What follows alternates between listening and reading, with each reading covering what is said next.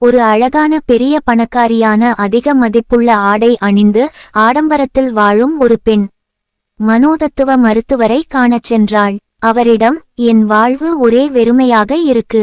எவ்வளவு இருந்தும் வெற்றிடமாக உணர்கிறேன். அர்த்தமே இல்லாமல் இலக்கே இல்லாமல் வாழ்க்கை இருக்கிறது. என்னிடம் எல்லாம் இருக்கிறது, நிம்மதியும் மகிழ்ச்சியும் மட்டும் இல்லை. என் மகிழ்ச்சிக்கும் மன நிம்மதிக்கும் வழி சொல்லுங்கள் என்றாள். கவுன்சிலிங் செய்பவர் அவரின் அலுவலக தரையை கூட்டிக் கொண்டிருந்த ஒரு பணிப்பெண்ணை அழைத்தார். அவர் அந்த பணக்கார பெண்ணிடம், நான் இப்பொழுது பணிப்பெண்ணிடம் எப்படி மகிழ்ச்சியை வரவழைப்பது என்று சொல்கிறேன். நீங்கள் குறுக்கே எதுவும் பேசாமல் கேளுங்கள் என்றார். பணிப்பெண்ணும் துடைப்பத்தை கீழே போட்டுவிட்டு ஒரு நாட்காலியில் அமர்ந்து சொல்லத் தொடங்கினாள். என் கணவர் மலேரியாவில் இறந்த 3வது மாதம் என் மகள் விபத்தில் இறந்து போனாள். எனக்கு யாரும் இல்லை, எதுவும் இல்லை.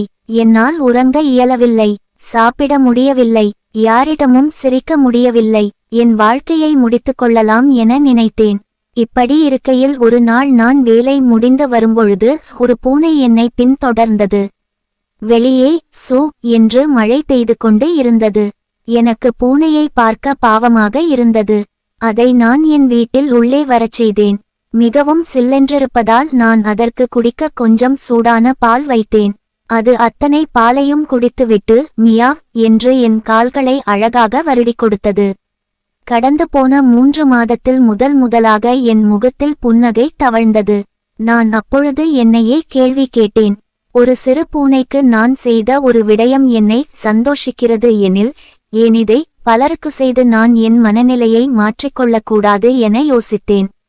அடுத்த நாள் நோய்வாய்ப்பட்டிருந்த என் அடுத்த வீட்டு நபருக்கு குடிக்க கஞ்சி வைத்துக் கொடுத்தேன்.